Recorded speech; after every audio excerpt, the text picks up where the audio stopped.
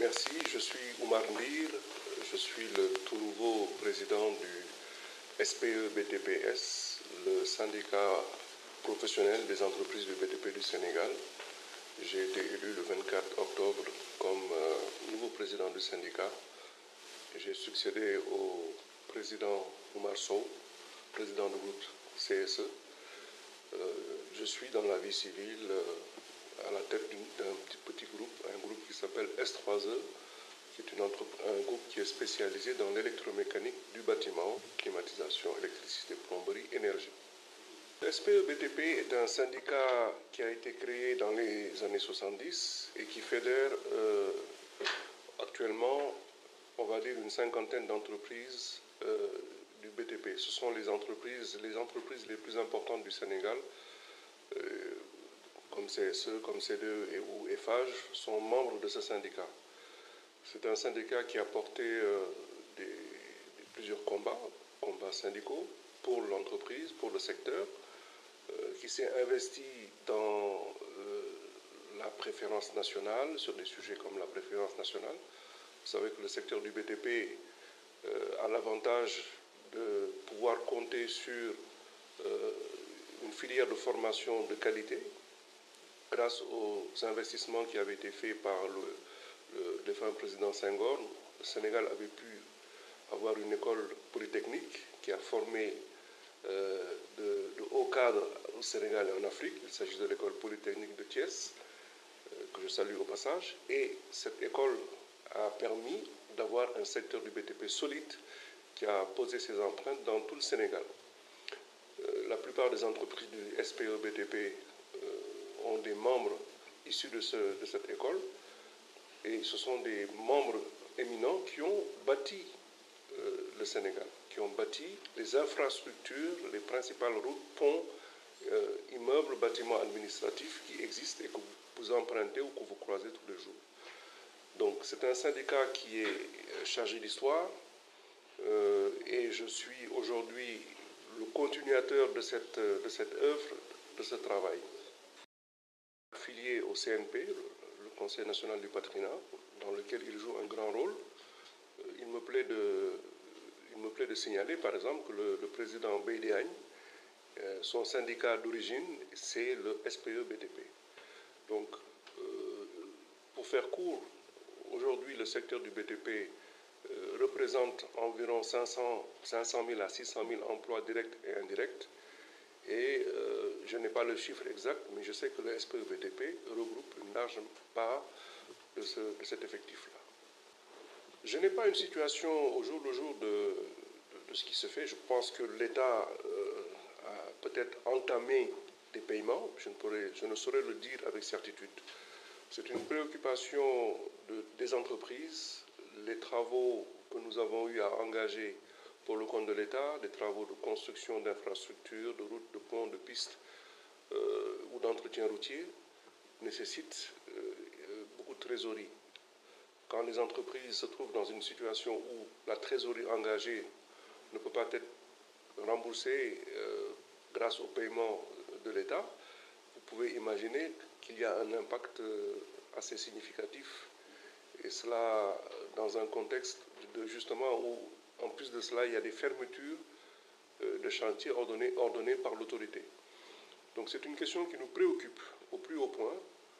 Dans le passé, il y a eu des dettes de cette nature.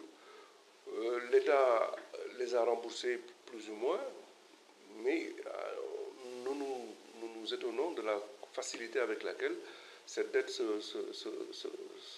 reconstitue d'un pouvoir à l'autre, d'un régime à l'autre, d'un gouvernement à l'autre. Donc, il serait bon que nous trouvions enfin un mécanisme pour que le financement des infrastructures de ce pays soit bouclé et évitant ainsi à des entreprises de se retrouver dans des situations de fermeture de chantier ou de mise en chômage technique. J'ai des chiffres alarmants. Une grosse société membre de notre syndicat, que je ne veux pas citer, a dû mettre plus de 1000 personnes au chômage à cause justement de ces dettes-là. Alors, nous sommes ravis que le parti qui incarne justement ce nouveau pouvoir soit le parti qui s'appelle patriotes du Sénégal, enfin le PASTEF, pour ne pas le nommer, qui dit patriotisme dit souveraineté, et je pense que ce sont des termes qui sont très souvent utilisés par nos nouvelles autorités. Et donc cette souveraineté-là doit être avant tout économique. Elle doit aboutir à l'indépendance financière et économique du Sénégal. Et pour cela, c'est le secteur privé du Sénégal, les entreprises du BDP du Sénégal qui doivent construire notre pays. Nous avons été tristes, et je pèse mes mots, pendant 12 ans, de constater la facilité avec laquelle l'État du Sénégal a décidé d'octroyer des milliers de milliards, on parle d'environ 7 000 milliards, à des entreprises étrangères qui n'avaient jamais mis les pieds au Sénégal et qui avaient été, dans le cadre de la collaboration, moi je veux bien qu'il y ait de la collaboration, mais que la collaboration soit surtout avant tout profitable aux entreprises sénégalaises. Et 7 000 milliards injectés dans les poches des entreprises étrangères, et notamment celles du BTP, c'est quand même difficile à concevoir. Donc nous attendons de nos nouvelles autorités qu'elles prennent cela en compte et qu'elles décident avec courage, parce que je sais qu'elles ne manquent pas de courage, elles prennent des positions, et ça, je pense que nous en tant que citoyens, nous comprenons les positions qui sont prises par nos nouvelles autorités, mais elles doivent aller au-delà et considérer que, comme le dit aux États-Unis le président Trump, Sénégal first. Et les entreprises sénégalaises doivent être mises en priorité.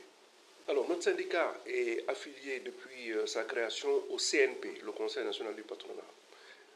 Il y a deux grandes confédérations patronales au Sénégal, le CNP et la CNES, qui est la Confédération nationale des employeurs du Sénégal. La CNES, il s'agit de, historiquement, ce sont des entrepreneurs qui étaient membres du CNP et qui avaient fait sécession pour créer eux-mêmes leur confédération. Il a souvent été évoqué le rassemblement, la réunification de ces deux grandes maisons syndicales a toujours préoccupé les différentes autorités politiques et a toujours été mis sur la table. C'est le moment, je pense qu'aujourd'hui, plus que jamais, nos deux leaders que sont Beydi Agne et Adama Lam sont déterminés à amorcer et à rendre tangible et réelle cette réunification que nous appelons de tous nos voeux. Cela permettra d'avoir un secteur privé fort qui pourra apporter sa contribution au progrès et à l'avancement du pays. Aujourd'hui, il y a plusieurs sujets. Le sujet de la souveraineté, nous l'avons évoqué.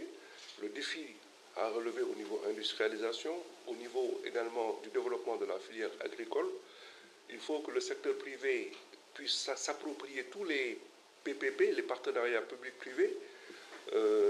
L'exploitation du pétrole et du gaz se fera non pas avec des étrangers, mais avec des nationaux. Nous sommes fiers qu'il y ait aujourd'hui deux grands projets de production d'énergie à partir du gaz. L'un porté par, je pense que c'est la société West African Energy, si je ne me trompe pas, et l'autre qui est Ndar Energy. Donc nous sommes fiers de voir qu'il y a de grandes entreprises, ou en tout cas que le secteur privé sénégalais s'investit sur cette question cruciale de l'énergie. Donc cela ne peut se faire que dans un cadre unitaire. Les syndicats ont vocation à défendre des intérêts, mais les syndicats sont également les premiers défenseurs de leurs États. Nous sommes, partout où nous allons, des défenseurs du patronat sénégalais. Nous sommes également des ambassadeurs du Made in Sénégal et du savoir-faire sénégalais. Et il ne faut pas le négliger. Moi, je m'adresse aux jeunes et je leur dis, soyons fiers de ce que nous sommes. Les entreprises sénégalaises du BDP, il faut qu'on le sache et qu'on s'en rappelle. Ce sont elles qui ont construit la plupart des routes du Mali, de la Gambie, de la Sierra Leone. Elles en ont construites au Burkina Faso, au Libéria. Et c'est un savoir-faire que nous avons hérité de nos anciens, de nos aînés. Vous connaissez tous les anciens comme Aliou Sow.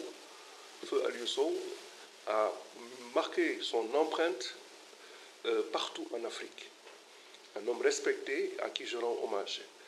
Donc, des entreprises comme ça, des hommes de cette nature doivent nous inspirer, inspirer le secteur privé, inspirer nos autorités politiques et leur donner à avoir confiance en leur secteur privé.